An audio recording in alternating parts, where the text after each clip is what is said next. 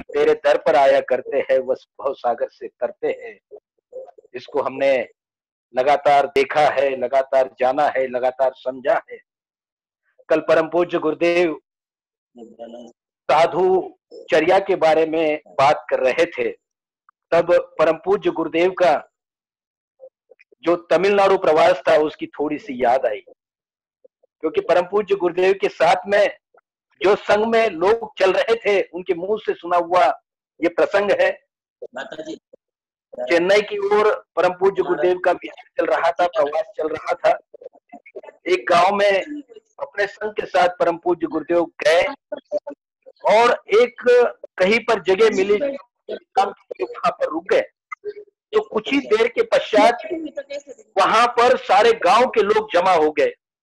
उनके हाथों में पत्थर थे और गुरुदेव, वैशु दीदी आदि सब लोग पूरे डर गए। एक गजानन नाम का लड़का उनके साथ था, पूरे डर गए। सब लोगों ने, सब साधु संतों को, आचार्यों को एक कमरे में लेकर के आए। सब लोग बाहर, उनका सुरक्षा होगी इस तरह से खड़े हो गए। लेकिन आचार्य श्री कह रहे थे, बेटा डरना नहीं, मुझे इन लोगों से बात करने दीजिएगा। इन लोगों के हाथ में जो पत्थर है वो पत्थर अपने आप नीचे गिर जाएंगे और इनके हाथ जोड़े जाएंगे। वैशु दीदी इस बात को जानती थी कि यह संत के मुख से जब शब्द निकलता है तो साक्षात तीर्थंकर बोलते हैं। वैशु दीदी ने कहा ठीक है। गुरुदेव ने उन लोगों से बात की और बात करने के बाद आश्चर्य ऐसा था कि उन लोगों के हाथ में से पत्थर नीचे गिरे, हाथ जोड़े गए और गुरुदेव से वो लोग कह रहे थे तमिल की भाषा में उनकी, स्वामी आप यहाँ पर रहिए, हम आपकी पूरी पूरी सेवा करने के लिए तैयार है। ये आभा है परम पूज्य सारस्वताचार्य देवनंदी जी गुरुदेव की, जिनके कल्पना से, जिनकी प्रेरणा से नमोकार तीर्थ ने अपना एक रूप धरा है। आज नमोकार तीर्थ पर हम जाते हैं तो क्या 2013 में इस संत ने विचार किया था वो मात्र 7 सालों में इतना बड़ा, इतना सुंदर कैसा बन गया। अभी तो गुरुदेव कहते हैं यहाँ तो 50% और काम होना है। आइए इस संत के चरणों में नमोस्तु प्रेषित करते हैं, वंदन करते हैं और गुरुदेव से निवेदन करते हैं, हे स्वामी हमें मार्गदर्शित करें। सभी लोग अपने स्थान से हाथ जोड़े और गुरुदेव के श्री चरणों में नमोस्तु प्रेषित करें। नमोस्तु गुरुदेव, नमोस्तु गुरुदेव, नमोस्तु गुरुदेव। आइए परम पूज्य गुरुवर के श्री चरणों में पहुंचते हैं और निवेदन करते हैं, हे स्वामी आपके मुखारविंद से निकला हुआ हर शब्द ये बिल्कुल तीर्थंकर की आवाज है। तीर्थंकर के रूप में आप हमें आशीर्वाद प्रदान करते हो। आइए हमें आशीर्वाद प्रदान करें और इस बहुत ही गड़बड़ी वाली जीवन में कैसा जीना है इसका हमें मार्गदर्शन करें। परम पूज्य सारस्वताचार्य देवनंदी जी गुरुदेव, बोलिए परम पूज्य सारस्वताचार्य देवनंदी जी गुरुदेव की जय। जय कारा गुरुदेव का, जय जय गुरुदेव। जय स्वामी। हमारी आवाज आ रही क्या? आवाज आ रही गुरुदेव? आ रही है। मैं प्रारंभ करता हूं आज के उपदेश के लिए। मैं सभी भक्त समूह से एवं श्रोताओं से आग्रह करूंगा कि सभी अपने जगह पर ही आप भगवान महावीर स्वामी का नाम लेकर के इसको बड़े भक्ति भाव के साथ सुनें। काउण नमोकारम हरिहंताणम तहेव सिद्धाणम आयरिवज्जायाणम लोयम्मिया सवस्ताहुरम।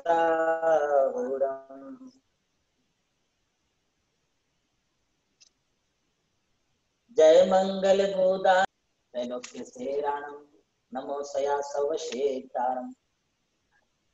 मैं अंतिम शासन नायक भगवान महावीर स्वामी एवं उनकी आराध्य आचार्य आर्ष परंपरा के कट्टर समर्थक परम पूज्य गणाधिपति गणधराचार्य गुरुवर श्री कुंतु एवं आप सब लोगों के लिए अपने मंगल आशीर्वाद में पूर्वक अपने 2 शब्दों को प्रदान करता हूं।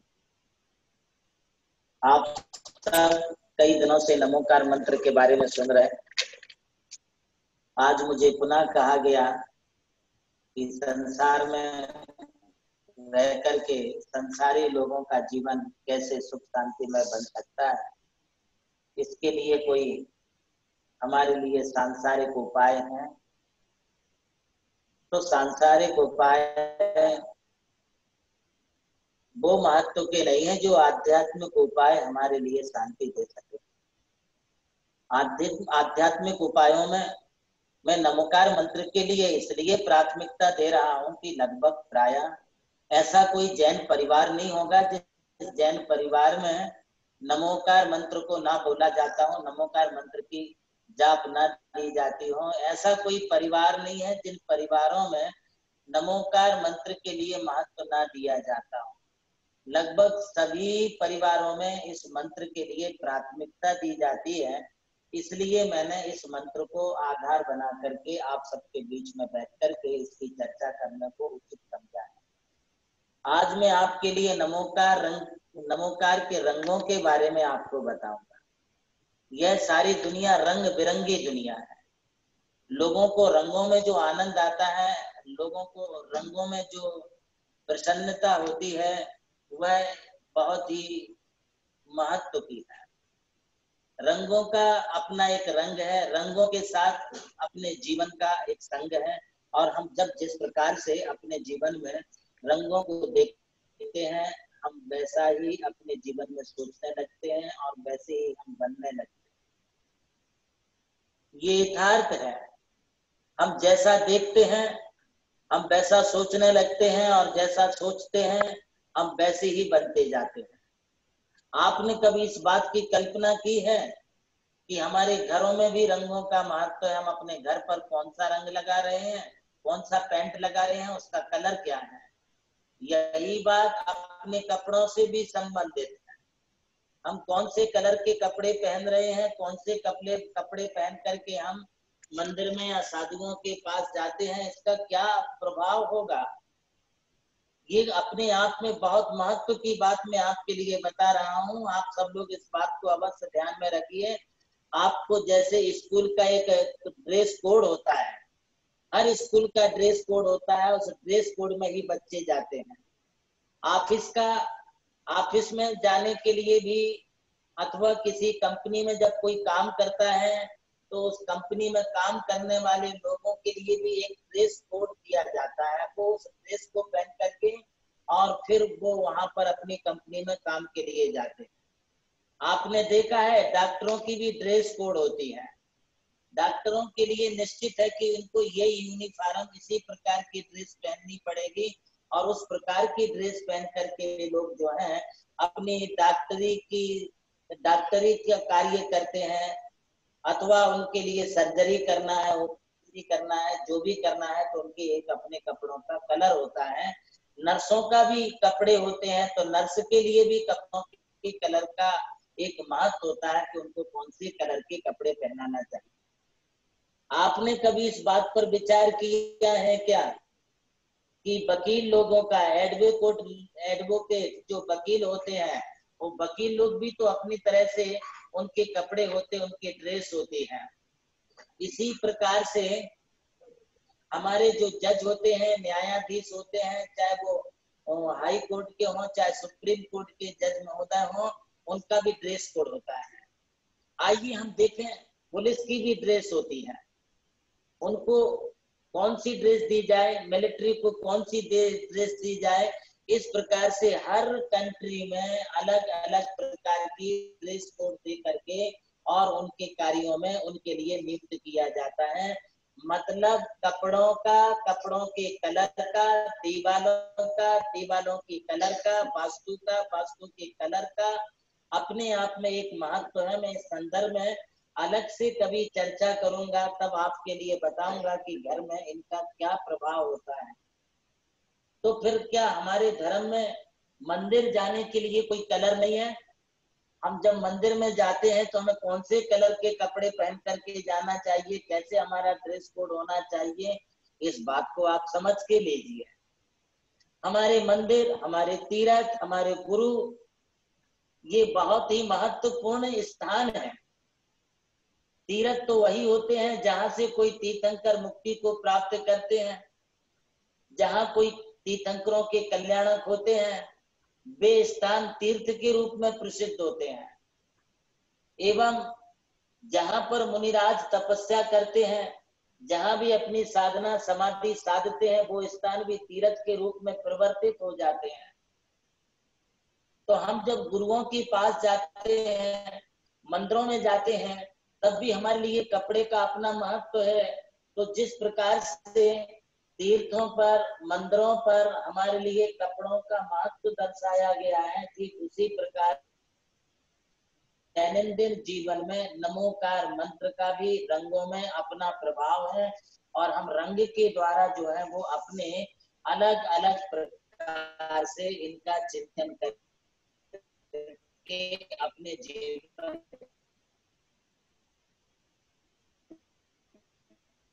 के लक्ष्य को, अपने ध्येय को हम पूरा। नमोकार मंत्र को एकाग्र करने के लिए मैं आपको बता रहा हूँ, ये शारीरिक मानसिक शुद्धि के लिए आपको बता, ये इसके लिए बता रहा हूं कि तुम्हारा आभा मंडल एकदम शुद्ध हो जाए, तुम्हारे चारों ओर का जो ओरा है वो ओरा शुद्ध हो जाए। और ओरा को शुद्ध बनाने के लिए हमें विचारात्मक शुद्धि लानी पड़ती है, और ये विचार हमारे सामने जिस प्रकार का वातावरण होगा, जिस प्रकार सामने क्लाइमेट होगा, उसी प्रकार से तुम्हारे भाव बनेंगे, उसी प्रकार से तुम्हारे जो है विचार बनेंगे, और जैसे विचार बनेंगे वैसा ही फिर अपन जीवन में बनते जाते। तो नमोकार मंत्र के माध्यम से अपने विचारों को सुधारा जा सकता है। नमोकार मंत्र में जो भी पद है, नमो अरिहंताणम से लेकर नमो लोए सब साहूरम तक, उन पदों में हम विविध प्रकार के रंगों का प्रयोग करके, और आपने देखी होंगी टेबलेट, दवाइयां, गोलियां विविध कलर की होती है। कोई गोली, कोई टेबलेट सफेद होती है, तो कोई लाल होती है, कोई पीली होती है, कोई टेबलेट काली होती है। इसी प्रकार से जो लिक्विड दवाई है, लिक्विड पीने वाली दवाई है, कलर की दवाइयां हमारे शरीर में जब जाती है तो फिर वो हमारे लिए उस प्रकार के रिएक्शन, उस प्रकार के एक्शन, उस प्रकार का हमारा जो है अंदर से सारा का सारा प्रमाण होने लगता है। आजकल तो तेल भी आते हैं, चाहे वो मालिश के तेल हो, उन तेलों में भी विविध प्रकार के रंगों वाले तेल आते हैं। ये मेडिकल साइंस से ये सिद्ध हो चुका है कि कौन सी बीमारी वाले व्यक्ति के लिए कौन से रंग का तेल लगाना चाहिए। आप खोपरे का तेल है तो खोपरे के तेल को आप सफेद शीशी में भर के रखते हैं, कि पीली में रखते हैं, कि नीली में रखते हैं, कि लाल में रखते हैं, तो वो उस प्रकार की शीशी में रखे जाने के बाद उसमें उस प्रकार के कलर का प्रभाव आ जाता है, और वो प्रभाव आने के बाद फिर आप जब अपने शरीर में उस तेल को लगाते हैं तो आपके लिए उस प्रकार का रिएक्शन देखने के लिए मिलता है। हमारे शरीर में कई बार बीमारियां आ जाती हैं। मालूम है बीमारियां आने का क्या कारण है? जब हमारे शरीर में वाइट ब्लड की कमी हो जाती है, श्वेत कणिकाएं कम हो जाती हैं, तब हमारे शरीर में जो है बीमारियां उत्पन्न होने लगती हैं। वैसी स्थिति में अपने शरीर में श्वेत कणिका को हमारे लिए बढ़ाना पड़ता है। कभी कभी हमारे शरीर में ऊर्जा, स्फूर्ति बहुत कम हो जाती है, नींद बहुत सताने लगती है, उत्साह नहीं रहता है। इसकी वजह है कि हमारे शरीर में हेमोग्लोबिन कम हो गया है। इसका मतलब है कि हमारे शरीर में ब्लड कम हो गया है। तो हम क्या करें कि ब्लड बढ़ जाए? इसी प्रकार से कभी कभी लोगों के लिए बहुत ज्यादा तेज गुस्सा आता है, उनको बहुत तीव्र क्रोध आता है। इसके लिए क्या किया जाए? क्या नमोकार में ऐसी कोई शक्ति है जिससे अपने गुस्से को कंट्रोल कर सके? कभी कभी बहुत पढ़ते हैं, बहुत हम दिन रात स्टडी करते हैं, किंतु स्टडी करने के बाद भी हमारे लिए कोई अच्छा परिणाम नहीं मिलता है। तो हमको क्या करना चाहिए कि जिससे अच्छा परिणाम मिले। कभी कभी जो है बिना मतलब के ही लोगों में आपस में अनबन हो जाती है, आपस में झगड़े होने लगते हैं, आपस में कलह होती है। रहने को घर में 4 लोग नहीं है, तुम्हारे पास 4 स्टाफ नहीं है,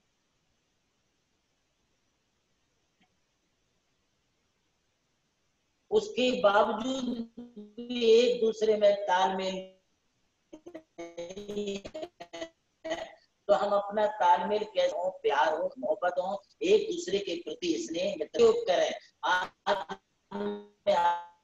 आपको यही में बताना चाहता हूँ, तो मैं ध्यान करें, कैसा प्रयोग करें, सुसो हम अच्छी फीलिंग करें। जैन धर्म में इसे लेस्या कहा है। लेस्या का मतलब ही होता है परिणाम, विचार, शुभ अशुभ। ये 3 लेस्याएं हैं जो अशुभ होती हैं, कृष्ण, नील, कापोद, ये तीनों अशुभ लेस्या है। इन अशुभ लेस्याओं का परिहार भी हम नमोकार मंत्र के प्रभाव से कर सकते हैं। और दूसरी शुभ लेस्याएं होती है, वो है पीत, पद्म और शुक्ल, ये 3 शुभ लेस्याएं। इनसे हम अशुभ लेस्याओं को दबा सकते हैं। शुभ विचारों से अशुभ विचारों को दबाना है और अशुभ को हमारे लिए परिहार करके शुभ मार्ग की ओर बढ़ना है। उसे शुभ मार्ग में बढ़ने के लिए ही इन लेस्याओं का प्रयोग जैन धर्म में किया गया है। ये तो बहुत विशद विवेचन है, हम उस विशद विवेचन की ओर नहीं जाना है। हमारे लिए मुख्य रूप से अभी रंगों की तरफ जाना है। ये द्रव्य लेस्या अलग होती है, लेस्या अलग होती है। द्रव्य लेस्या का मतलब है हमारे शारीरिक रंग। इन शारीरिक रंगों में मत उलझिए। स्ट्रेट और ब्लैक इस कलर में मत उलझिए। कई लोग बहुत ही वाइट श्वेत होते हैं, गोरे होते हैं। यहाँ पर शरीर की चमड़ी को देख करके हम किसी के मन को नहीं समझ सकते हैं। मन अलग चीज होती है और शरीर की चमड़ी अलग होती है, दोनों भिन्न भिन्न है। ये कलर से हम किसी के भीतर की बात नहीं जान सकते हैं। हम अभी शरीर और मन इन दोनों के कलर की तरफ चलें और विचार करें तो आप पाएंगे जैन धर्म में 24 तीर्थंकर हैं और इन 24 तीर्थंकरों के नाम भी आप जानते हैं। इन 24 तीर्थंकरों के संदर्भ में ऐसा कहते हैं कि 2 गोरे, 2 सांवले, 2 हरियल, 2 लाल, शेष कहे कंचन वरन, तिनके चरण नत भाल। आप समझिए 24 तीर्थंकरों में से 2 तीर्थंकर एकदम श्वेत वर्ण के हैं, व्हाइट कलर के हैं, दूध के समान सफेद थे। वे कौन से हैं? तो चंद्र प्रभु और पुष्पदंत। ये 2 तीर्थंकर जो हैं एकदम व्हाइट कलर के थे। 2 गोरे, 2 सांवले। और 2 तीर्थंकर जो हैं वो सांवले अर्थात श्याम वर्ण के, इस अपने श्याम वर्ण के थे, कृष्ण वर्ण के थे, काले वर्ण के थे। वे 2 तीर्थंकर कौन से काले वर्ण के हैं? तो आचार्य यहाँ पर कह रहे हैं कि वे 2 तीर्थंकर जो हैं तो पार्श्वनाथ और पार्श्वनाथ, ये 2 तीर्थंकर जो हैं श्याम वर्ण के हैं। 2 गोरे, 2 सांवले, 2 हरियर और 2 तीर्थंकर हरे कलर के थे। वो हरे कलर के तीर्थंकर कौन से हैं? तो मुनि सुव्रत और नेमिनाथ। 2 गोरे, 2 सांवले, 2 हरियल, 2 लाल और 2 तीर्थंकर लाल कलर के थे। वे हैं पद्म प्रभु और वासुदेव जी। ये 2 तीर्थंकरों का कलर लाल है। बाकी 16 तीर्थंकरों का कलर स्वर्ण के समान पीला पीत वर्ण है। इनके चरणों में नतभाल। हम इन 24 तीर्थंकरों के कलर की भी स्तुति करके और अपने जीवन में उस प्रकार के कलर की कल्पना करके अपने स्वास्थ्य को, अपने मानसिकता को हम सुधार सकते हैं और अपनी आध्यात्मिक शक्ति को हम बढ़ा सकते हैं। ये तो हुई तीर्थंकरों के संदर्भ में बात।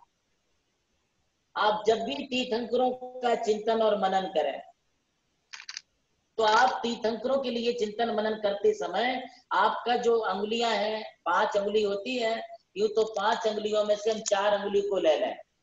एक अंगुली पर 3 कोर होते हैं, तो 4 अंगुली पर 12 पोर हुए, और दूसरे हाथ में भी 4 अंगुली के, इसमें भी 12 पोर हुए।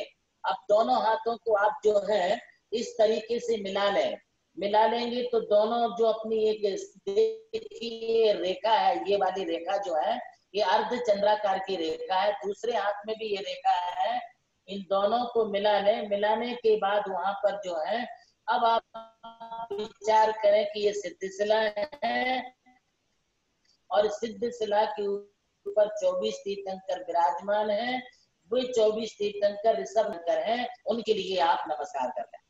इसके बाद ये 5 अंगुलियां जुड़ गई हैं, तो ये 5 एक हाथ की, दूसरे हाथ की 5, ये 10 हो जाती है। ये 10 अंगुलियां हमारे 10 धर्म का प्रतीक है। इसे भी आप 10 धर्मों को नमस्कार ऐसा बोल करके आप इसमें भी नमस्कार कर सकते हैं। इसी प्रकार से ये 5 अंगुलियां आपको दिखलाई दे रही है, तो इनको आप अरिहंत सिद्धाचार्य उपाध्याय साधु ऐसी कल्पना करें, और कल्पना करके इन 5 परमिष्टियों के लिए नमस्कार करें। तो हमें 24 तीर्थंकर, 10 धर्म, 5 परमिष्टियों को नमस्कार करने का श्रेय ऑटोमेटिक हमारे लिए प्राप्त हो जाता है। अब बात आती है, हमें जब शरीर में व्हाइट ब्लड की कमी हो जाती है तो क्या करना चाहिए। इसके लिए आपको मैं एक सरल उपाय बता रहा हूँ। मान लीजिए आप त्यागी है, वृत्ति है, इमरजेंसी में है, कोरोना का दौर चल रहा है, महामारी का दौर चल रहा है, और बीमारी जो है चारों तरफ से आक्रमण कर रही है, तो इस संक्रामक महामारी से बचने के लिए हम तुरंत में फिलहाल में क्या करें, जिससे हम और हमारा परिवार हम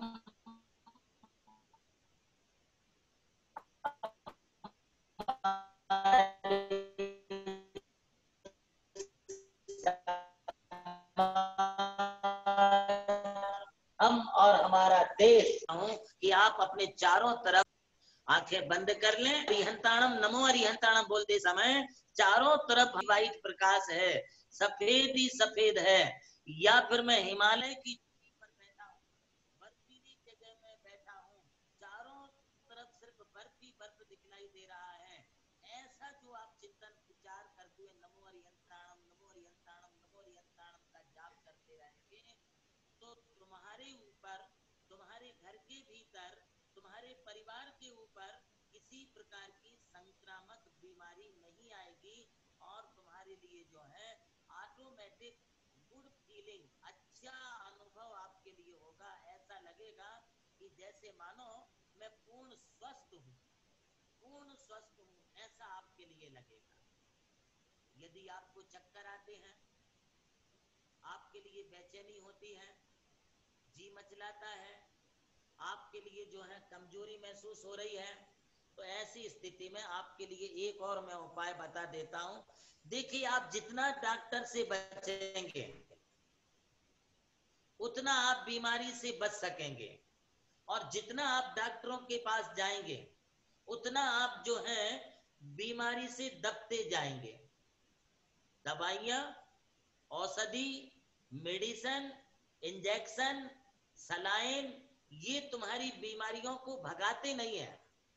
ये तुम्हारी बीमारियों का ट्रीटमेंट करके उस बीमारी को वहीं पर दबा देते हैं, वहीं पर तुम्हारे लिए जो है वो बीमारी दबा देते। वो बीमारी 4 महीना, 6 महीना, साल भर, 2 साल के लिए दब जाएगी, किंतु बाद में फिर वो बीमारी तुम्हारी पुनः प्रकट हो जाएगी, और ऐसा विकराल रूप लेगी कि फिर अब डॉक्टर कह देते अब मेरे पास कोई इलाज नहीं है, अब दवा नहीं, अब तुम दुआ मांगो। बोलिए फिर आप क्या करेंगे। तो उसके लिए मैं आपको कह रहा हूं, ऐसी स्थिति में आप अपने शरीर में व्हाइट ब्लड, व्हाइट कोशिकाओं को बढ़ाने के साथ साथ अपना जो रेड ब्लड है, खून है, रक्त है, उसका संचार बढ़ना चाहिए। अपनी धमनियां, अपने फेफड़े, अपनी श्वसन नली, अपनी कोशिकाएं, इनमें अपना रक्त संचारित होना चाहिए। जितना ब्लड सर्कुलेशन होगा जितना शरीर में खून दौड़े स्वस्थ बने रहेंगे। और ब्लड सर्कुलेशन रुक गया कि ओम स्वाहा। बताइए आप क्या करेंगे, कहाँ जाओगे? जिसका ब्लड रुक गया है, ब्लड सर्कुलेशन रुक गया है, ओम शांति। इसलिए मैं आपको कह रहा हूं कि आप खाइए पिए सब कुछ करिए, किंतु खाना खाने के पहले हाथ पांव धो करके जब सामने थाली आती है तो थाली पर सीधा एकदम से टूट मत पड़िए। खाना कहीं भागली तुम्हारे सामने है तो उठा के लेके जाने वाला नहीं है। थोड़ा सा धैर्य रखें और खाना खाने के पहले 9 बार आप नमोकार मंत्र पढ़ लीजिए। ये 9 बार नमोकार मंत्र पढ़ करके फिर आप खाना खाना शुरू कीजिए। देखिए आपके शरीर में कितनी स्फूर्ति और कितनी ताकत आती है, कितना आपके लिए अच्छा फीलिंग महसूस होगा जब आपको ऐसा लगे कि मेरा शरीर अस्वस्थ है, मेरा शरीर में कुछ ताकत ही नहीं बची है। तो वैसी स्थिति में आपको एक ही काम करना है और वह काम यह करना है कि आप आंख बंद करके नमो सिद्धाणम को आप मन ही मन बोले। और बोलते समय जो है हमारे चारों तरफ जो है लाल ही लाल रंग है, लाल सुरख रंग है, ऐसा रेड कलर का आप चिंतन करें। अभी परमिष्टि का उस कलर में नहीं करना, अभी सिर्फ कलर थ्योरी में आपको बता रहा हूं। इस कलर थेरेपी को आप करिए। अभी मैं क्या करता हूं, मेरे लिए भी दिन भर में ऊर्जा बहुत संचित करनी पड़ती है, क्योंकि मैं खुद पेशेंट हूं। अरे संसार में सभी पेशेंट है, छोटी मोटी बीमारियां सभी को लगी रहती हैं। इन बीमारियों से बचने के लिए मैं नमो हरिहंताणम का सफेद रंग में भी ध्यान जाप करता हूं और नमो सिद्धाणम का लाल रंग में जाप करता हूं। और इन बीमारियों से मैं लड़ता हूं, मैं बीमारी को दबाता नहीं हूं। लोग कहते महाराज आप बीमारी से बचो, शुगर से बचो, आप शुगर को कंट्रोल करो। भैया शुगर का कंट्रोल करने के लिए आज की मेडिकल साइंस यह कहती है कि आप थोड़ा थोड़ा खाओ। आप सुबह शाम दोपहर में बराबर दवाई लो, इंसुलिन लो। तो क्या ये साधु जीवन में ये संभव है? नहीं है। ऐसी स्थिति में साधु लोगों के लिए एक ही उपाय है और वह उपाय ये है कि हम नमो हरिहंताणम नमो सिद्धाणम का सफेद रंग में नमो हरिहंताणम का और लाल रंग में हम जो है नमो आयरियाणम, इस कलर में हम जो है निरंतर जाप करते रहते हैं। जितना कर सकते उतना करो।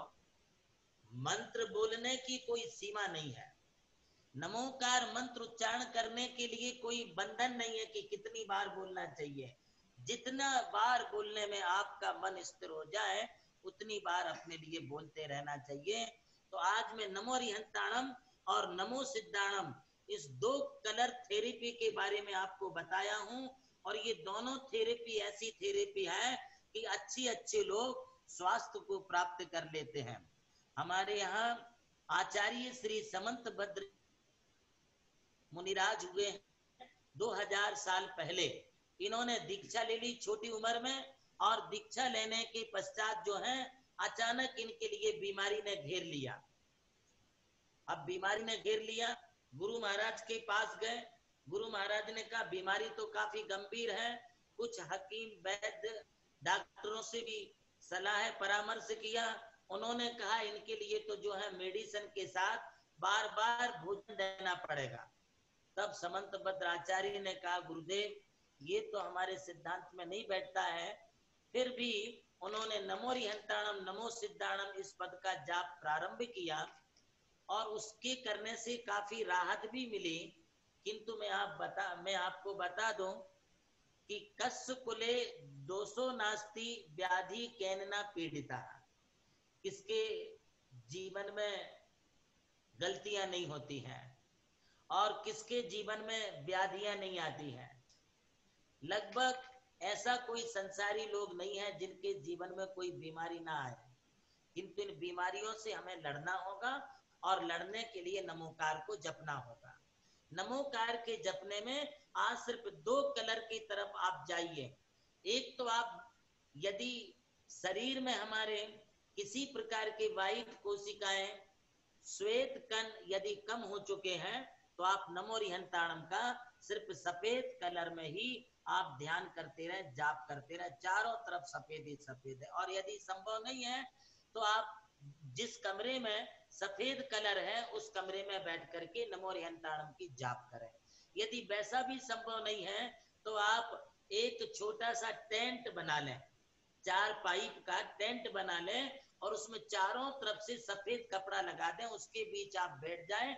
आप ऐसा 21 दिन करें, आप देखिए आपकी बरसों वर्ष पुरानी बीमारियां ठीक हो जाएंगी।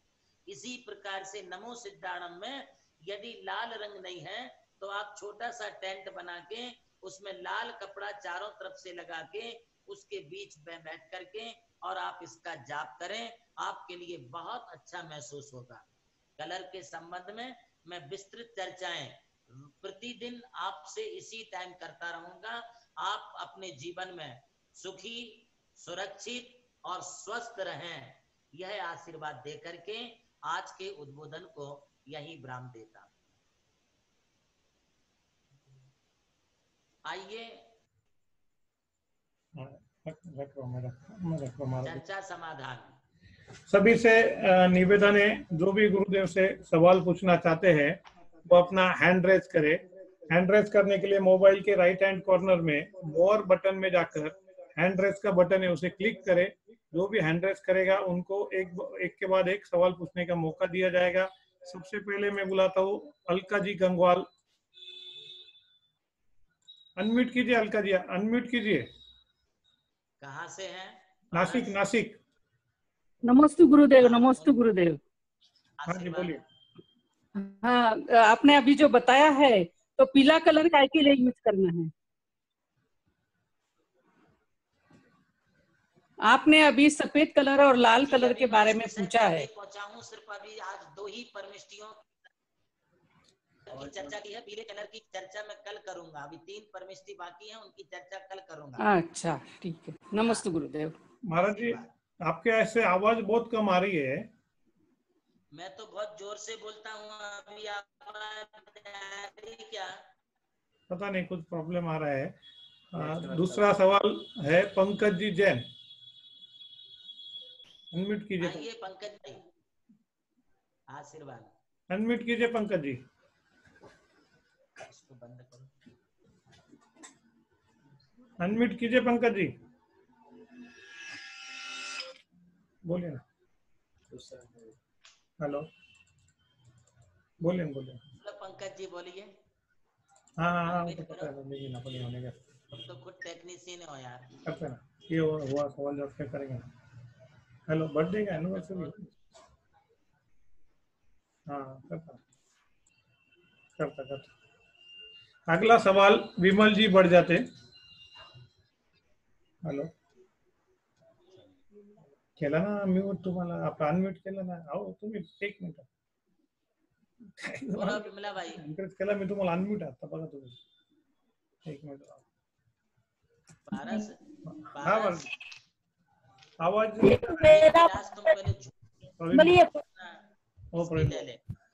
हेलो, विमल जी बढ़ जाते।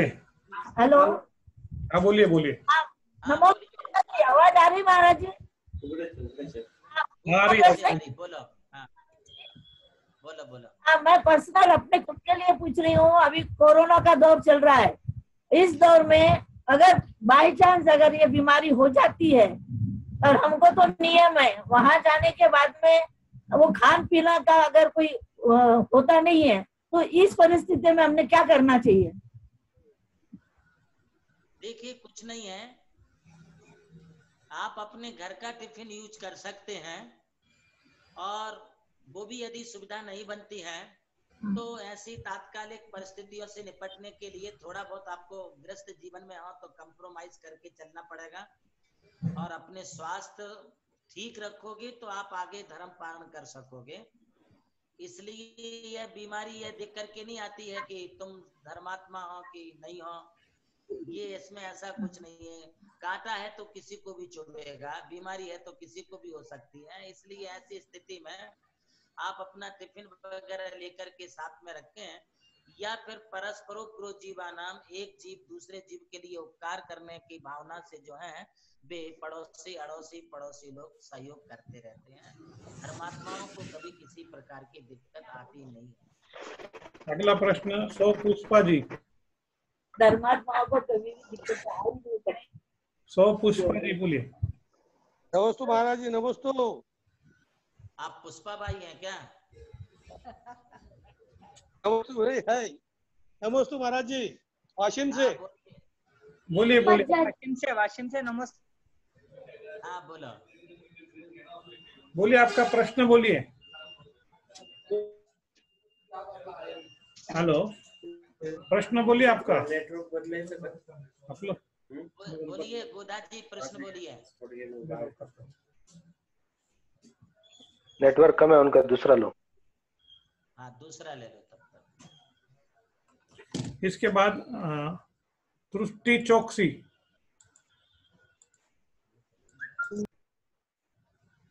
अनम्यूट कीजिए, अनम्यूट। हाँ नमस्ते गुरुदेव। हाँ बोलिए। हाँ महाराज जी, मेरा सवाल ये है कि मैं अभी हर रोज नमोकार मंत्र की एक माला गिन रहा हूँ, जाप कर रहा हूँ। उसमें कंसंट्रेशन के लिए वो श्वासोच्छ्वास से कर रहा हूँ, फिर भी कंसंट्रेशन कम आ रहा है, तो उसका कुछ उपाय? उसके लिए आपको जो है, यदि मान लीजिए आपकी एकाग्रता नहीं बनती है, हाँ। तो आप श्वासोच्छ्वास के अलावा आप वाचनिक जाप करिए। की उपांशु जाप, आप ओंठ हिलते रहें और आपके कानों को नमोकार मंत्र सुनाई पड़ता रहे। इस तरीके से आप नमोकार मंत्र बोलिए। यदि मन आपका भटकता है तो सामने कोई शंकर की आप जो है नमोकार मंत्र बोले, और फिर भी यदि आपका मन शांत नहीं होता, एकाग्र नहीं होता है, तो आप एक छोटा सा घी का दीपक जला लें और उस घी के लौ को, बत्ती को आप देखते हुए नमोकार मंत्र बोलें। इससे आपका मन धीरे धीरे शांत हो जाएगा, एकाग्र हो जाएगा। ओके, नमस्ते महाराज। अगला प्रश्न वैभव कोठारी, बारामती। एकदम डायरेक्ट છે ને, પેલા પર નહીં જવાનું તો बोलिए वैभव जी। वैभव जी बोलिए। अनम्यूट करो उसको। वैभव जी आपकी आवाज नहीं आ रही है। मोबाइल में बोलिए। आप मोबाइल में बोलिए, माइक में मत बोलिए।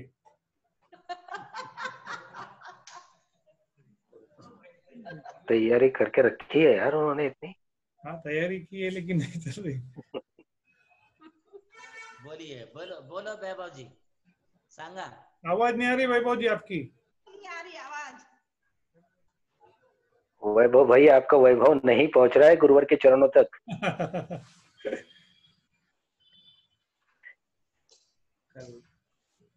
चलो दूसरा लीजिए। प्रवीण जगत शेट्टी। अगला प्रश्न प्रवीण जगत शेट्टी, कर्नाटक। हाँ कर्नाटक। बोलिए प्रवीण जी, अनम्यूट कीजिए अपने आप को। नमस्ते महाराज जी, नमस्ते महाराज जी, नमस्ते महाराज जी। बोलिए। ನಿಮ್ದು ಹೆಸರು ಹೇಳಿಯಪ್ಪ? ಪ್ರೀತಮ್ ಶೆಟ್ಟಿ ಮೇಡ ಮಹಾರಾಜ್ ಜಿ। ಕನ್ನಡದಲ್ಲಿ ಮಾತಾಡಿ ಮಹಾರಾಜ್ ಜಿ, ನನ್ನ ಜೀವನದೊಳಗೆ ಬಹಳ ಕಷ್ಟಪಟ್ಟಿದ್ದೀನಿ ಮಹಾರಾಜ್ ಜಿ। ನಾನು ಡಿಪ್ರೆಷನ್ ಒಳಗೆ ಹೋಗಿ ಟ್ಯಾಬ್ಲೆಟ್ಸ್ ತಗೊಂತಿದ್ದೀನಿ ಮಹಾರಾಜ್ ಜಿ। 8 ವರ್ಷ ಆಯ್ತು, ಕಡಿಮೆನೇ ಆಗ್ತಿಲ್ಲ ಮಹಾರಾಜ್ ಜಿ। ಸೊ ಸಫಲತೆ ಯಾವಾಗ? ಬಹಳ ನೋಡಿ, ಕೇಳಿ ನಮ್ಮ ಮಾತು ಕೇಳಿ, ನೀವು ಬಹಳ ಟೆನ್ಷನ್ ತಗೊಂತೀರಿ। ಟೆನ್ಷನ್ ತಗೊಳ್ಬೇಡ, ಶಾಂತ ಗುರುಗಳದ್ದು ಹೆಸರು ಸ್ಮರಣ ಮಾಡಿ ಮತ್ತು ಯಾವ್ದೋ ಒಂದು ತೀರ್ಥಂಕರ್ಗೆ ನಮಸ್ಕಾರ ಮಾಡಿ ಪ್ರತಿ ದಿವಸ ನೀವು ಧರ್ಮದಿಂದಿರಿ। ಯಾವುದು ಕೆಲಸ ಇದೆ ಅದು ಸಮಯಕ್ಕಿಂತ ಮುಂಚೆ ಮತ್ತು ಭಾಗ್ಯಕ್ಕಿಂತ ಹೆಚ್ಚು ಯಾರಿಗೆ ಸಿಗುವುದಿಲ್ಲ ಅಂತ ನೀವು ಯಾವಾಗಲೂ ಕೂಡ ಶಾಂತನಾಗಿ ನಮೋಕಾರ ಮಂತ್ರದ ಜಪ ಮಾಡ್ತಾ ಮಾಡ್ತಾ ಇರಿ। ಅಂದ್ರೆ ನಿಮ್ದು ಟೆನ್ಷನ್ ಕಮ್ಮಿ ಆಗುತ್ತೆ, ಡಿಪ್ರೆಷನ್ ಕಮ್ಮಿ ಆಗುತ್ತದೆ। ನಿಮ್ಗೆ ಭಾರಿ ಡಿಪ್ರೆಷನ್ ಆಗಿದೆ, ಈಗ ಇಲ್ಲ, 1 ವರ್ಷದಿಂದ ಡಿಪ್ರೆಷನ್ ದಲ್ಲಿ ನಡೀತಾ ಇದೆ। ಅದ್ರಿಂದ ನೀವು ಸ್ವಲ್ಪ ಇದು ಯೋಚನೆ ಕಮ್ಮಿ ಮಾಡಿ, ಬಹಳ ಯೋಚನೆ ಮಾಡಬೇಡ, ಬಹಳ ವಿಚಾರವನ್ನು ಮಾಡಬೇಡ, ನೀವು ಎಲ್ಲ ಸರಿ ಆಗುತ್ತದೆ ಅಂತ ನಾನು ಆಶೀರ್ವಾದ ಮಾಡ್ತೇನೆ। ನಮಸ್ತೆ ಮಹಾರಾಜ್। ಇನ್ನು ಎಷ್ಟು ದಿನ ಇರುತ್ತೆ ಮಹಾರಾಜ್ ಇದು? ಅದು ಆಗುತ್ತೆಪ್ಪ, ನೀ ಇಲ್ಲಿ ಬಂದು ಒಮ್ಮೆ ಬಂದು ಇಲ್ಲಿ ದರ್ಶನ ಮಾಡಿ ಹೋಗಿ ನಮ್ದು. ಆಯ್ತು ಮಹಾರಾಜ್, ನಮಸ್ತೆ ಮಹಾರಾಜ್, ನಮस्ते भारत भाई। हाँ जी, हाँ जी। गुरुदेव नमस्ते। मेरा प्रश्न ऐसा है अभी, क्योंकि ये सवाल एक विद्यार्थी ने किया था और उसका जवाब हम सबको चाहिए। आपने सिर्फ कन्नड़ा में बोला है तो उनको ही समझा है। गुरुदेव ये बहुत आवश्यक है, क्योंकि ये विद्यार्थी के लिए आपका जवाब था। कृपया इसको पुनः हिंदी में आप हमारे लिए दीजिए गुरुदेव। जी, प्रीतम सेट्टी ये कर्नाटक बेंगलोर से हैं। इन्होंने प्रश्न किया था कि गुरुदेव मैं काफी दिनों से डिप्रेशन में चल रहा हूँ और डिप्रेशन की वजह से मेरी पढ़ाई और मेरा जॉब रुक जा रहा है, मैं इसके लिए क्या करूं? तो मैंने उनके लिए कहा बेटा देखिए, समय के पहले और भाग्य से ज्यादा किसी को मिलता नहीं है। आप अपने आप को संभालिए और ज्यादा विचार मत करिए, ज्यादा सोचिए मत।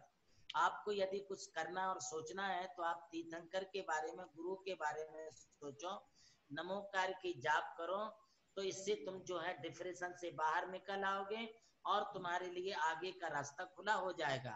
एवं और भी यदि तुम्हें तकलीफ महसूस होती है तो मैंने उनके लिए कहा है कि आप एक बार हमारे पास आ जाना, इधर आने के बाद मैं तुमको एकदम ओके होने का आशीर्वाद और मार्गदर्शन दे दूंगा। जी गुरुदेव, जी गुरुदेव। जी आगे परस भाई। अगला प्रश्न सुदर्शन जी काला, नांदेड़ से। अनम्यूट कीजिए सुदर्शन जी। नमस्ते महाराज जी। नमस्ते महाराज। अनम्यूट कीजिए सुदर्शन जी, अनम्यूट हो गए। बोलिए यस, बोलो। नमस्ते महाराज जी। नमस्ते महाराज जी। बोलो क्वेश्चन मेरा क्वेश्चन ये है कि सुनिए पहले क्यों नहीं जाती? सुनिए, आपके यहाँ 2 फोन चालू है, एक फोन बंद कीजिए पहले आप। आवाज गर्ल्स क्यों नहीं जाती?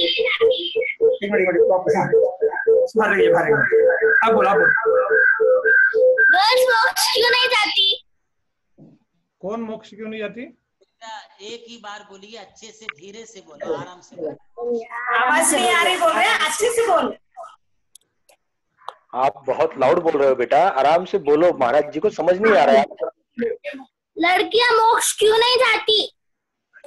बेटा ऐसा है कि लड़कियां मुनि महाराज जी नहीं बन सकते, और जब तक मुनि महाराज जी नहीं बन सकते तब तक हम कर्मों का नहीं कर सकते।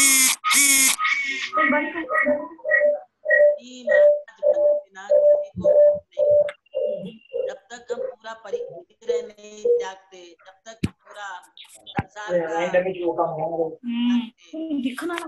हमारे लिए जो है वो कर्मों का क्षय नहीं हो पाता, और कर्मों के क्षय हुए बिना हमारे लिए मोक्ष की प्राप्ति नहीं हो पाती है। अभी आप लड़की हैं, जब अगले जन्म में लड़का बन जाएंगे और सब पूरा परिग्रह त्याग कर देंगे और दीक्षा ले लेंगे, तब आप भी मोक्ष जा सकते हैं। अगला प्रश्न है सविता जी जैन। बोलिए सविता जी। नमोस्तु आचार्य श्री। बोलिए आप। धर्म और कर्म में क्या अंतर है? देखिए, जो संसार के लिए किया जाता है वो कर्म है, और जो मोक्ष के लिए किया जाता है, संसार से बचने के लिए किया जाता है, वो धर्म। कर्म सांसारिक होते हैं, इसमें असीम कृषि, शिल्प, सेवा, वाणिज्य, ये सांसारिक प्रपंच को चलाने के लिए जो किया जाता है वो सारे के सारे कर्म है। जैसे व्यापार करना, नौकरी करना, सर्विस करना, कोई आर्ट सीखना, कोई और प्रकार का उद्योग करना, खेती करना, ये जितने हैं ये सब कर्म है। अपने जीवन में अपने 5 इंद्रिय विषयों के लिए जो किया जाता वो सारा कर्म है। जो परिवार के लिए किया जाता वो सारा कर्म है। जो अपन संसार के विचार करते वे सारे कर्म है। किंतु धर्म वह है जिससे हम अपने कर्मों से मुक्ति पा सके, अर्थात हम कर्म बंधन से छूट सके, सांसारिक विषय वासनाओं से बच सके, उसे धर्म कहते हैं। और धर्म जो है वो देव पूजा, गुरु पास्ती, स्वाध्याय, संयम, संप्रदान, इन 6 सत्कर्मों को, 6 तामसों को जो पालन करता है उसके लिए धर्म होता है। धर्म करने वाले के लिए कर्म निर्जरा होती है, कर्म मिलता है और वो मोक्ष भी प्राप्त करता है। कर्म संसार के और धर्म मोक्ष का कारण है। अगला धीरज कासलीवाल। तीर्थंकर प्रकृति का बंध कैसा होता है? नमस्ते गुरुदेव, नमस्ते गुरुदेव, नमस्ते नमस्ते। तीर्थंकर प्रकृति का बंध 16 कर्ण भावनाओं को जो कोई केवली सुर्ख केवली के पाद मूल में बैठ करके भाता है, साक्षात केवली भगवान होना, साक्षात श्रुत केवली होना, उनके चरणों में बैठ करके जो संसार के समस्त जीवों के कल्याण की भावना भाते हुए 16 कर्ण भावनाओं को भाता है, उनके लिए तीर्थंकर प्रकृति का बंध होता है। अगला प्रश्न। अगला प्रश्न संजय कासलीवाल।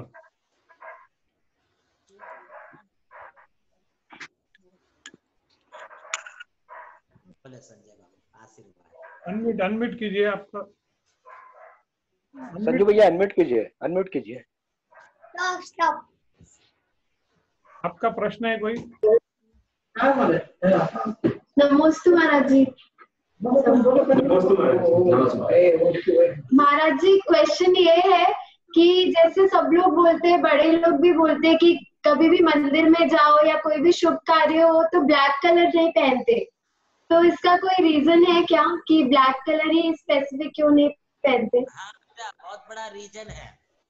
ये रीजन ये है कि ब्लैक कलर के जो कपड़े होते हैं वे शोषण का प्रतीक माने जाते हैं।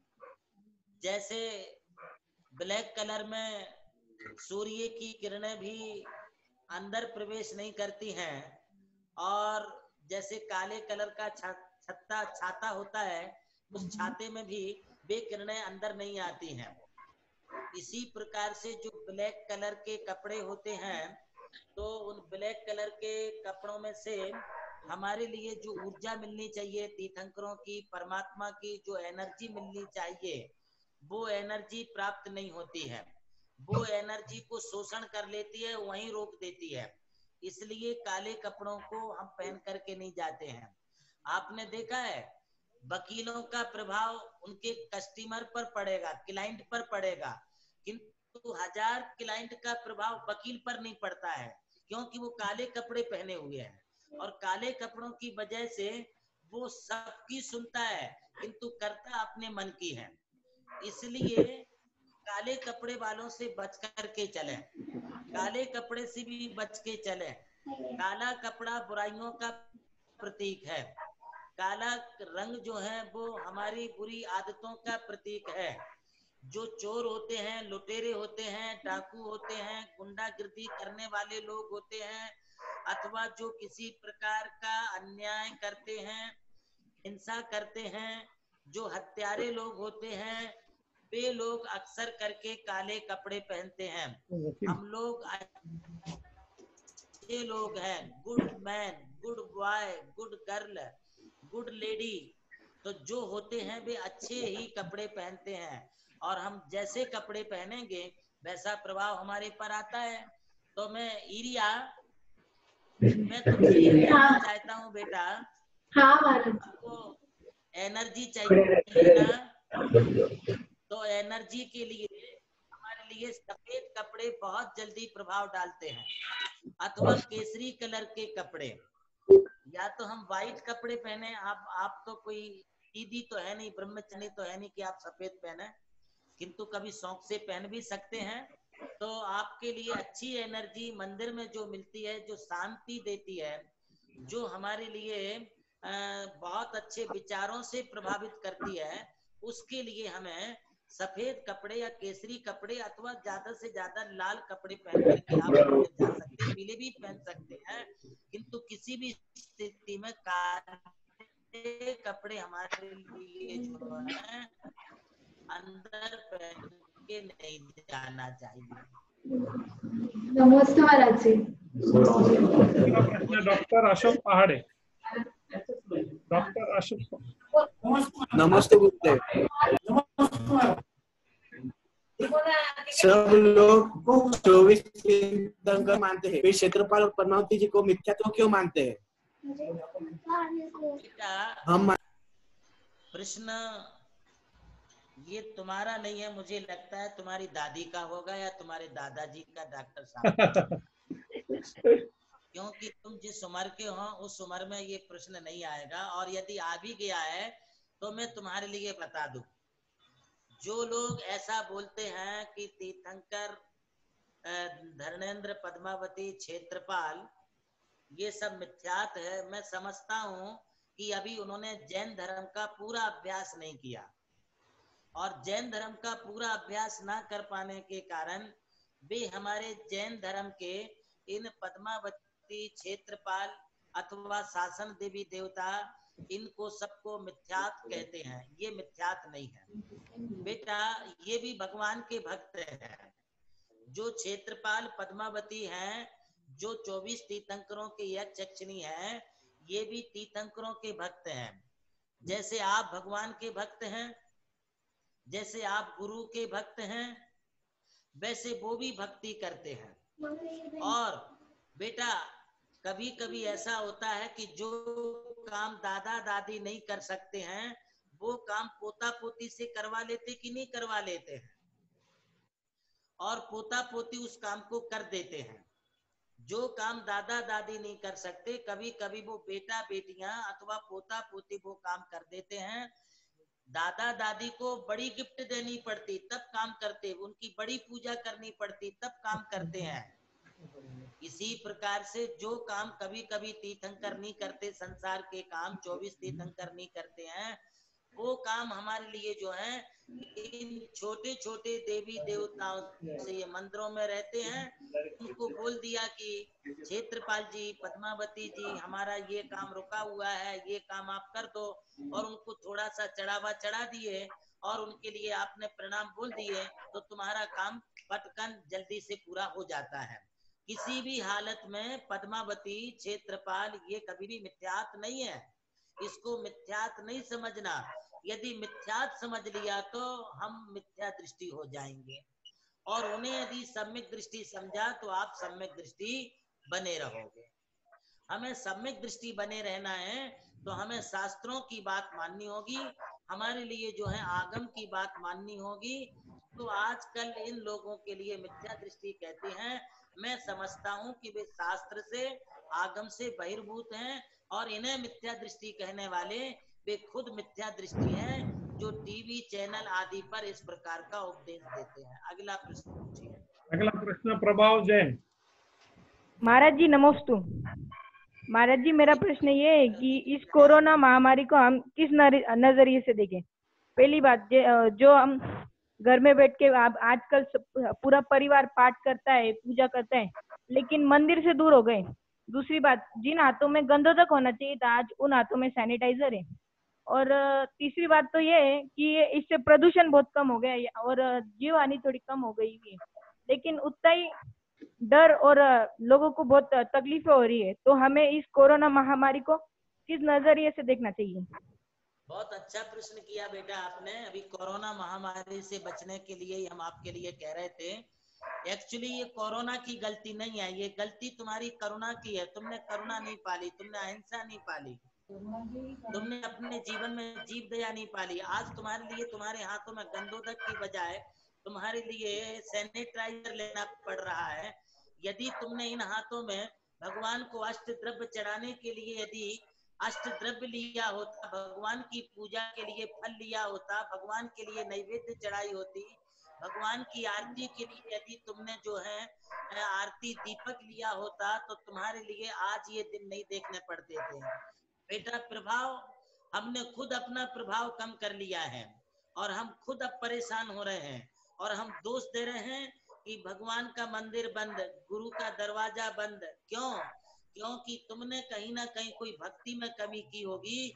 उस भक्ति की कमी के कारण जो है तुम्हारे लिए इस प्रकार के दिन देखने पड़ रहे हैं। अब कोरोना को यदि तुम्हारे लिए हटाना है, भगाना है, तो तुम्हें अपने परिणामों को जगाना है। तुम्हें मंदिर के द्वार खुल गए हैं, अब तुम सच्चे दिल से भगवान की भक्ति करो, मंदिर में जाके करो। हालांकि भगवान अकेले मंदिर में नहीं होते हैं, भगवान सब तरफ है। जहां भी आप याद करोगे वहां भगवान है, जहां तुम देखोगे वहां भगवान है। जब तुम अपने दिल के अंदर झांक के देखोगे तो तुम्हारे भीतर भी परमात्मा बैठा है, और उस परमात्मा को याद करो, तुम्हारा कोरोना अपने आप भाग जाएगा। संकल्प करो कि हम जीवन में कभी किसी जीवों की हिंसा नहीं करेंगे, किसी को मारेंगे नहीं, तुम कोरोना से बच जाओगे। अगला प्रश्न। आज का अंतिम प्रश्न आज के विशेष आदमी, विशेष व्यक्ति के द्वारा, श्री नीलम जी अजमेरा, उस्मानाबाद। उनकी पहले विशेषता बोल दूं। आज परम आदरणीय परम गुरु भक्ति की बेजोड़ मिसाल आदरणीय वंदनीय नीलम जी अजमेरा, और उनके जीवन में वास्तव में कीर्ति के रूप में स्थापित सौभाग्यवती कीर्ति जी का शादी की सालगिरह है, और परम पूज्य आचार्य श्री के भर भर कर आशीर्वाद इनके लिए है। हम गुरु भक्त इनको बहुत बहुत बहुत शुभकामनाएं देते हैं। आइए नीलम जी। नमोस्तु महाराज जी। महाराज जी नमोस्तु। बोलिए बोलिए। महाराज जी, केवल ज्ञान किसी पेड़ के नीचे क्यों होता है? सवाल। बहुत अच्छा प्रश्न है बेटा। पहले तो मैं सबसे पहले हमारे परम भक्त संघपति और तीर्थ क्षेत्र कमेटी के वाइस चेयरमैन एवं नमोकार तीर्थ के चेयरमैन, अनेक संस्थाओं के पदाधिकारी के रूप में रहे श्री नीलम जी अजमेरा, सौ कीर्ति जी अजमेरा एवं उनके चिरंजीव श्री श्रेयांश जी अजमेरा, इन सबको मैं बहुत बहुत आशीर्वाद प्रदान करता हूं। आज शादी की सालगिरह के शुभ अवसर पर आपने अपने जीवन में जो प्रगति की है, जो उन्नति की है, वास्तव में ये आपकी भक्ति और धार्मिक श्रद्धा का ही शुभ परिणाम है कि आप इतने कम समय में और एक अच्छे मुकाम पर पहुंचे हैं, और भी आपके लिए आगे बढ़ना है। इसलिए आप जो हैं अच्छी तरीके से जो हैं इसी प्रकार धार्मिक सामाजिक कार्यों को करते रहें, कोई भूखा ना रहे, कोई भी अपने समक्ष जो है दुखी ना रहे। इस प्रकार का संकल्प लेके नीलम जी आप चलिए, आप बहुत प्रगति करेंगे। आज बच्ची ने जो प्रश्न पूछा है वो प्रश्न के लिए मैं जवाब दे रहा हूँ कि तीर्थंकर जो तपस्रण करते हैं वो कहीं ना कहीं बैठ के करते हैं, और जैसे किसी पथिक राहगीर के लिए, मुसाफिर के लिए विश्रांति के लिए कोई पेड़ होता है तो उसके नीचे जाके बैठ जाता है, तो थोड़ी देर वहां बैठने से उसको अच्छा लगता है। इसी प्रकार से जो मुनिराज होते हैं, जो भी तपस्वी साधु होते हैं, जो भी तीर्थंकर होते हैं, उनके लिए बहुत दिनों तक तपस्या करनी पड़ती है। तो बहुत दिनों तक तपस्या करने के लिए किसी भी एक पेड़ के नीचे जाके शांत चित्त से बैठ जाते हैं। पेड़ के नीचे बैठने से एक तो क्या है कि वहाँ ऑक्सीजन भरपूर मिलती है, वहाँ का वातावरण बड़ा शुद्ध होता है, वायु धीमी धीमी मंद मंद अपने लिए मिलती रहती है। यदि गर्मी होगी तो भी वहाँ शीतलता रहेगी। ठंडी के दिनों में यदि पेड़ के नीचे बैठेंगे तो भी वातावरण शारीरिक प्रकृति के अनुकूल रहता है। और एक और बात आपके लिए बता दूं, यदि कदाचित धीमी रिमझिम कोई बरसात आ गई तो उस पेड़ के नीचे रुक जाएगी। ये तो एक सामान्य मैंने साइंटिफिक कारण बताया है, किंतु वास्तव में आध्यात्मिक कारण तो ये है कि पेड़ के नीचे बैठने से हमारे लिए बहुत बड़ी ऊर्जा मिलती है, सामर्थ्यता मिलती है, और वो अपनी शक्ति सामर्थ्यता को उपसर्ग सहन आदि करने में हमारे लिए एक बड़ी ताकत मिलती है। इसलिए तीर्थंकर उन पेड़ों के नीचे बैठ के ही दीक्षा लेते हैं। हर तीर्थंकर किसी न किसी पेड़ के नीचे बैठ के दीक्षा लिया। जिस तीर्थंकर ने जिस पेड़ के नीचे बैठ करके दीक्षा लिया वह पेड़ भी अच्छी शक्ति और सामर्थ्यता को प्राप्त हुआ, और जिस पेड़ के नीचे बैठ करके उन्होंने केवल ज्ञान प्राप्त किया वो पेड़ भी अशोक वृक्ष बन गया, अर्थात वो भी शोक रहित हो गया। इसलिए तीर्थंकर महापुरुष पेड़ों के नीचे बैठ करके ही तपस्या करते हैं। आज के प्रश्नोत्तर को यही आइए आज प्रवीण जी, हाँ एक मिनट हमारी दीदी बोलेंगी, एक मिनट सिर्फ नीलम जी के लिए। जी जी, नीलम भैया का आज शादी की सालगिरह है और परम पूज्य गुरुदेव के भर भर कर आशीर्वाद उनके लिए है। आदरणीय वंदनीय वैशु दीदी नीलम भैया को और भाभी जी को यहाँ पर अपनी शुभकामनाएं प्रेषित कर रही है। उनको भी दिखा दें नीलम जी को। हाँ, आप नीलम भैया और कीर्ति भाभी जो काफी वर्षों से आचार्य श्री के संगपति हैं और निरंतर गुरु चरणों में यहाँ पर उपस्थित होते हैं, उनके लिए मैं यही कहना चाहूंगी कि गुलाब की हर कली खुशबू दे आपको, गुलाब की हर कली खुशबू दे आपको, सूरज की हर किरण रोशनी दे आपको, सूरज की हर किरण रोशनी दे आपको।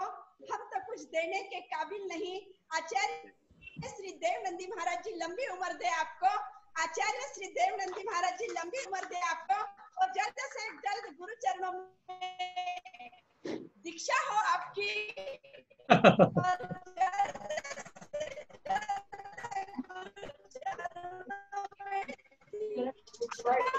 और यही मंगल होना मानते हैं जो मेरे परम पूज्य आचार्य गुरु प्रज्ञाशमन श्री देवनंदी जी महाराज की तरफ से दोनों को happy anniversary, happy anniversary, happy anniversary.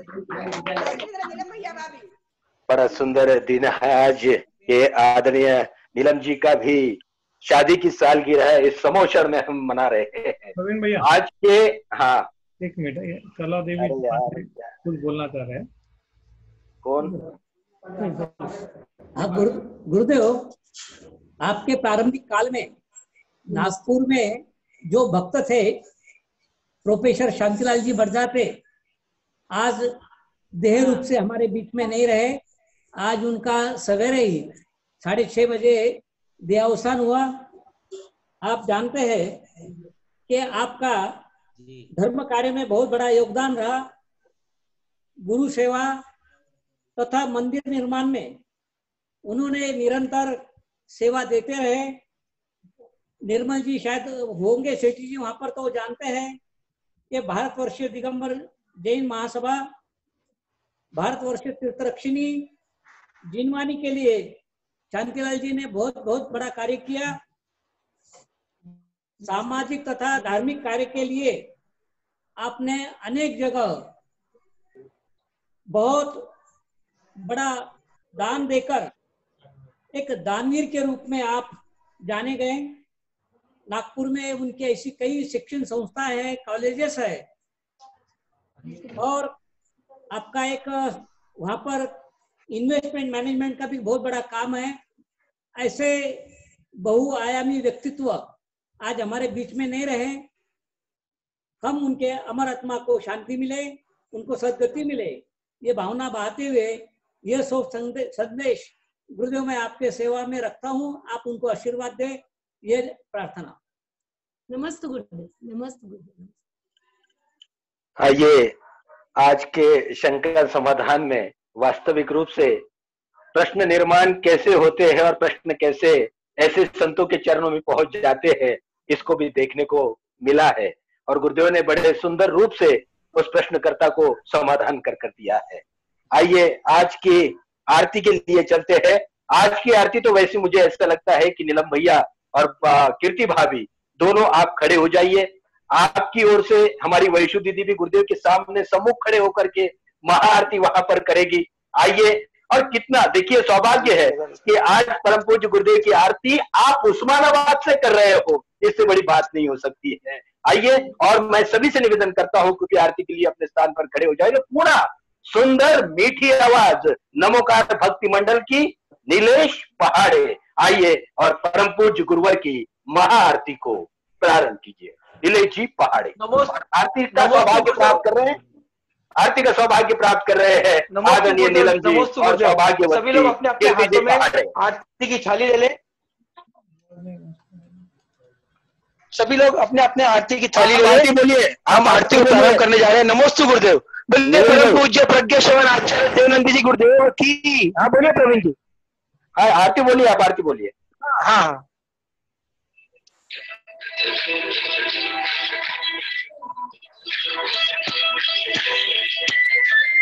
Praveen जी आवाज आ रही है क्या? आ रही बोलिए आप बोलिए। आ रही आ रही है।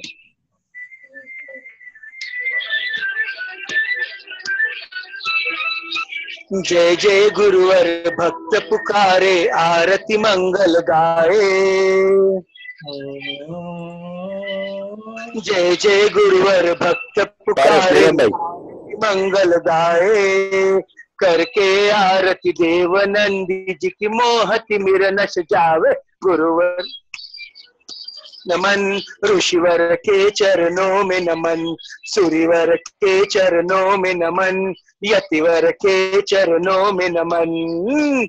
जय जय गुरुवर भक्त पुकारे आरती मंगल गाए। करके आरती देव नंदी जी की मोहति मिर न सजावे।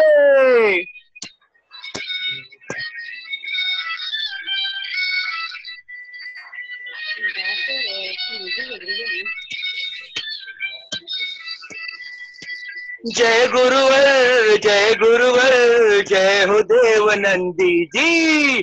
जय गुरुवर जय हो देव नंदी जी।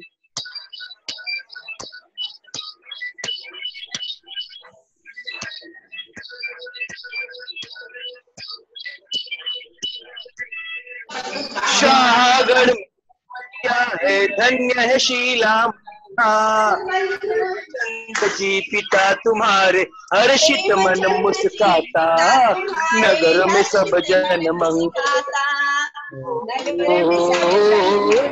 नगर में सब जन मंगल भूले नहीं समावे।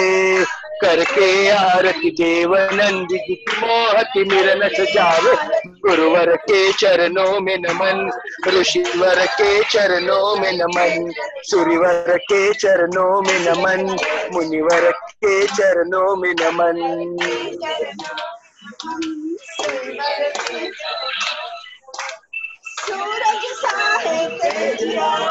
तेज आपका नाम मुलायम भाया, बीता बचपन आई जवानी, मन से मन अकलाया। ये सब कुछ तो नाशवान है, ये शब्द आरती देव नंदी जी की मोहति मिर न सजावे। गुरुवर के चरणों में नमन, ऋषिवर के चरणों में नमन, सूर्यवर के चरणों में नमन, यतिवर के चरणों में नमन।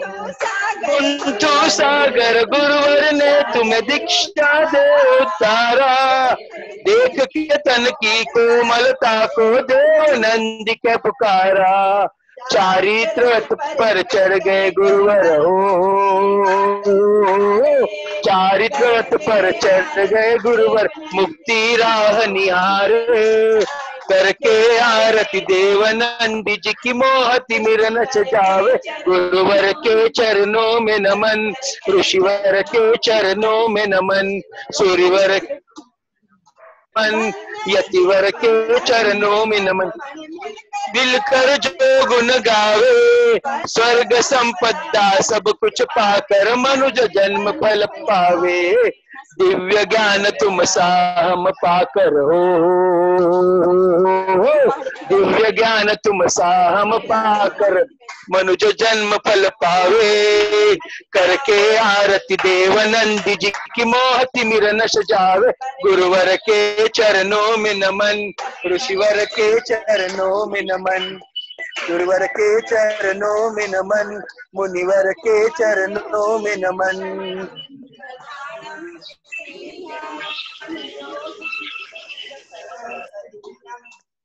जय बोलो परम पूज्य प्रज्ञाशरण आचार्य देवनंदी जी महाराज की जय। नमोस्तु गुरुदेव, नमोस्तु गुरुदेव, नमोस्तु गुरुदेव, नमोस्तु गुरुदेव, नमोस्तु गुरुदेव। आज की सभा यहाँ पर पूर्ण हो रही है। आज के समोचरण में गुरुदेव के आशीर्वाद हमारे लिए यहाँ पर प्राप्त हुए हैं और बड़े ही सुंदर ढंग से गुरुदेव ने आज हमें दो रंगों का महत्व यहाँ पर बताया है। पुनः हम कल शाम 7:30 बजे परम पूज्य सारस्वताचार्य देवनंदी जी गुरुदेव समोचरण में बैठने का सौभाग्य प्राप्त करेंगे। तब तक के लिए सभी को सादर जय जिनेंद्र। पारस भाई सभी के ऑडियो खोल दो। गुरुदेव के दर्शन। सब लोग महाराज जी को नमस्ते कर रहे हैं। नमस्ते महाराज जी, नमस्ते नमोस्तु नमोस्तु आचार्य श्री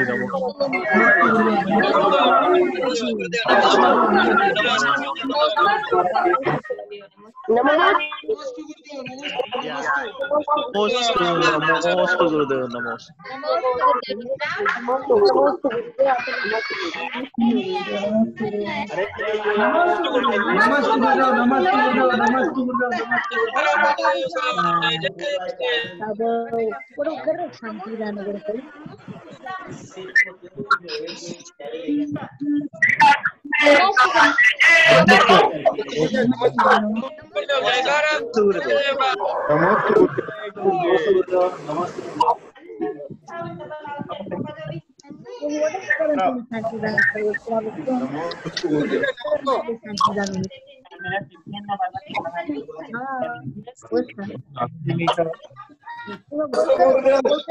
शांतिदान करो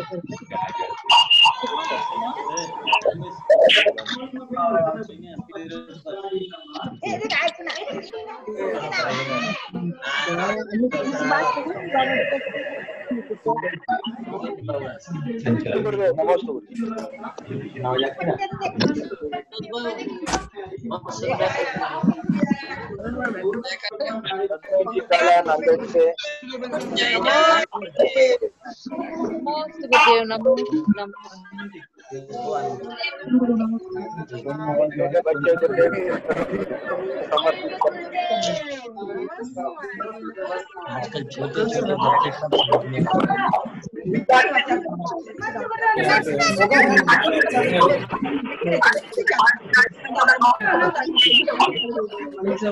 काशीवाल परिवार है ना।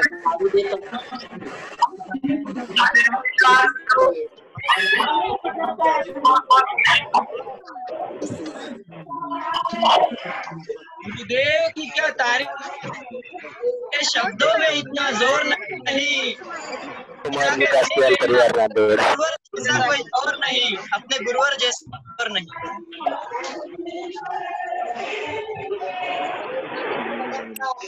बोलिए परम पूज्य सरस्वताचार्य देवनंद जी गुरुदेव की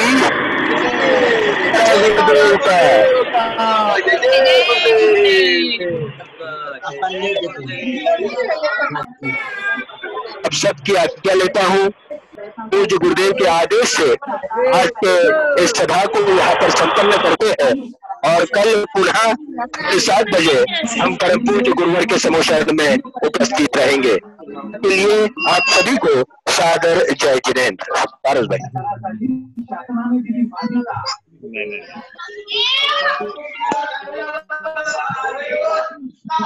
आया क्या आवाज?